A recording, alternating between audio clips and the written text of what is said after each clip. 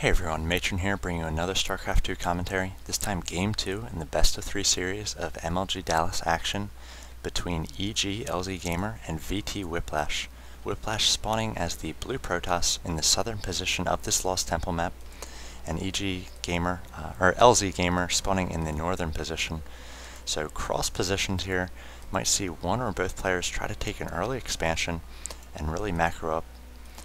In the initial game, Game 1 in Xel'Naga Caverns, we saw that VTWhiplash was just able to take a number of bases uninhibited for the most part. It was taking, I think it was up to 5 bases by the end, and LZGaMeR was trying to use some pressure from his barracks, but I don't think he had the economy to run all the barracks that he had up. It was just not being very aggressive. He did try some drops, but the drops were relatively ineffective. He did not focus down the correct buildings a few times, and eventually Whiplash just overran him with more and more units. So we'll see whether LZGaMeR is able to keep his tournament hopes alive. Again, this is the loser's bracket, so once you are knocked out, you are knocked out of the tournament completely. There is no second chance, as the loser's bracket is your initial second chance. So hoping to force a Game 3 here. We'll see how he responds to that Game 1 loss. Again, I did mention in Game 1 that I have seen LZGaMeR go mech quite a bit more than his other Terran counterparts. So I'd perhaps see a little bit more mech play in this game, maybe get back to his roots a little bit. Perhaps in this matchup he is more comfortable with barracks play, but we will see how it goes in this game. We do see the probe coming in here, going to be doing some harassment against the SCVs, again delaying the creation of that barracks. And we do see the gateway and gas coming down, similar timing to the first game. So expect the same sort of opening, gateway into cybernetics core, and then perhaps even the robotics facility pretty quick as well. We did not really see Whiplash work off of that robotics facility much in the first game. He did not get out many immortals to counter the marauders of LZGaMeR. In fact, he mostly went with the Stalker Zealot mix early on and then got up Templar pretty quickly. So looks like LZGaMeR is foregoing gas for the most part at the start here. He got up a very late second, third, and fourth gases in that first game. He was running off one gas for about 10 minutes there. He is well saturated mineral-wise on 2 bases before he got up any more than the 1 gas. Looks like LZGaMeR is saving up. He does have 400 minerals. He could start the command center. Not really sure about the positioning of the command center here. Perhaps like to see him start it up in his base, as he does not yet know what his opponent is going to be doing. If there's any sort of early pressure coming from Whiplash, he could stop the production of this command center by taking out the 1 SCV. So I always like to see Terran players take advantage of the liftoff and create that command center in the main there. Now we see a Zealot being produced here and trying to shoo away this SCV. A Stalker coming as well. So that first Zealot going to come out for Whiplash there, something he did not do in the first game, as I talked about more players going for just the fast Stalker. And it looks like he's getting out 2 gateways, so no early robotics facility. Perhaps realized that he did not use it until later in the game when he did get up those Colossi. So now with this Stalker going to be able to deny any sort of scouting, and he does have sight on the Xel'Naga tower with the Zealot. So a bunker being thrown down for LZGaMeR. Again, I would not be too scared of the 1 gate and the cybernetics core he saw right now. So he is going to get this command center up and running. If we look, I do not believe that Whiplash has any sort of knowledge of this command center, so he's not going to be throwing down an expansion to go along with the Terran expansion.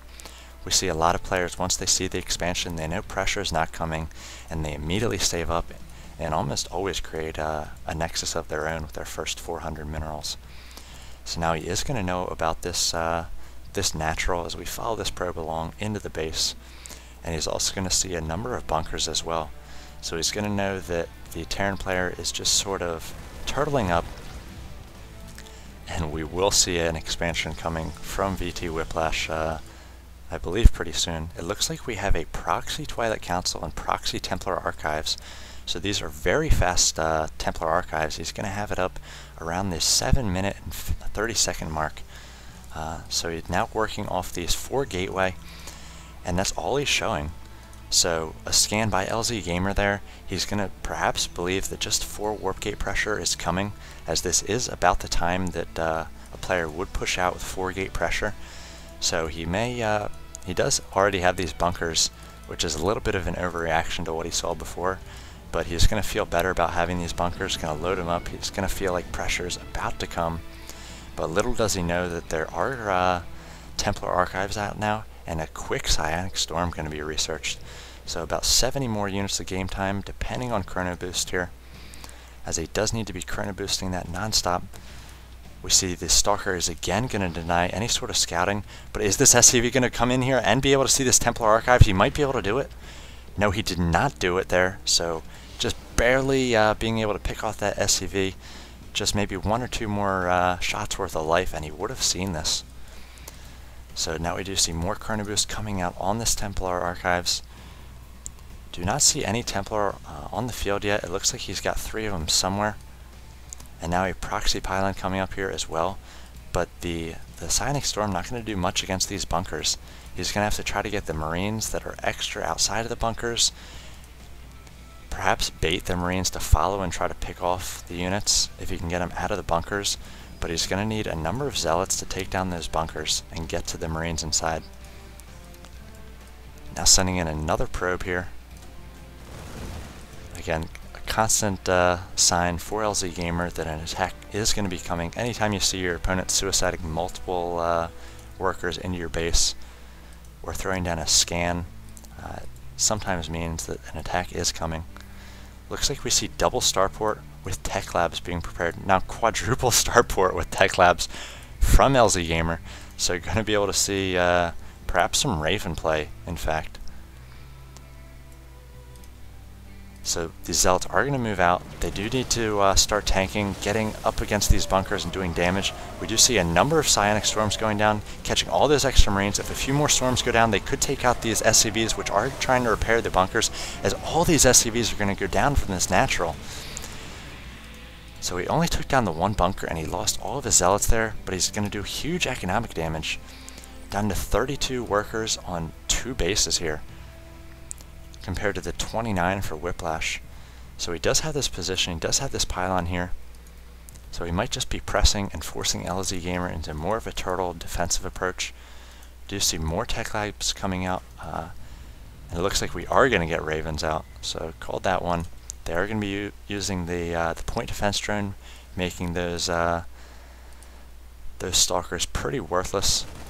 But the Archons are actually going to be able to attack air units, so we do see the Terran players going for the Raven and Banshee mix a bit more, as we do see bunkers going down for EGLzGaMeR, doing his best to repair these up, but so few Marines in these bunkers, just 1 in this bunker. Looks like it is going to fall. He's going to be able to do great damage. You see the Banshee coming out. He's going to have to stay away from that Archon, and now Archon is going to try to focus down these mules. Very few Stalkers. He's not going to be able to take down this orbital command, but if he pushes in the front here, could get a good feedback on either the Raven or the Banshee, and not sure how EGLzGaMeR is going to defend this. He's going to throw down an auto turret, a good use of the energy on that Raven. He wants to dump as much as he can so he does not get feedback by this Templar. Looks like feedback on these Banshees as soon as they come out. More storms coming for Whiplash here. So EGLzGaMeR losing almost all of his SCVs from his natural, and perhaps even in his main. 1 storm could just decimate these SCVs with the way they're in a pack right now. These Zealots are chasing him down. If you look at the production tab, 3 Banshees coming out for EGLzGaMeR at this point. Not much happening for Whiplash, as it looks like his macro actually doing quite well resource-wise. So maybe it's just been warping in more and more units. He is setting up his expansion here, so decimating the expansion of EGLzGaMeR, down to 15 workers on these 2 bases compared to the 33. So if Whiplash just plays it pretty safe here, he's going to be able to macro up just like he did in the first game and take out EGLzGaMeR. He does have no response for these Banshees. If we see Cloak come out, and it's being researched right now, about 80 more seconds of game time, he's going to have to get up a robotics facility. He's going to do just that, but these Banshees could do huge damage until he does get up that robotics facility.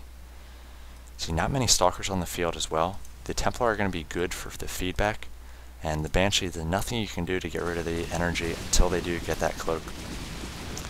So it looks like he's going to be taking down the Twilight Council and perhaps the Templar Archives as well before Whiplash is going to be able to make it over there. I'd really be going into this mineral lines of Whiplash at this point, especially with the low Stalker count. He might be able to actually even force down these Stalkers with the 5 Banshees. That's quite a few Banshees, as they do the 24 damage per attack. He will take down those Stalkers in just 4 small attacks there.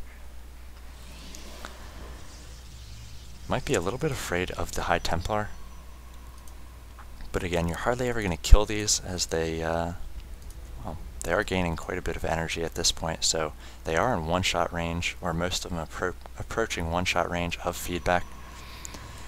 Looks like we do have an observer coming out here, being rallied to the army of Whiplash, and EGLzGaMeR throwing out down all these barracks. Looks like he lifted them off, made a wall here. So this is pretty smart play. He's going to get this bunker up. It's not going to be susceptible to Zealot attacks or Archons. So these barracks just doing their best to tank for the bunker right now. Throwing up another command center. Now he does have this Cloak, so I wonder how fast this feedback is going to go off here. Looks like he's not going to be able to get a feedback. He could do 5 or 3 with the energy that he does have.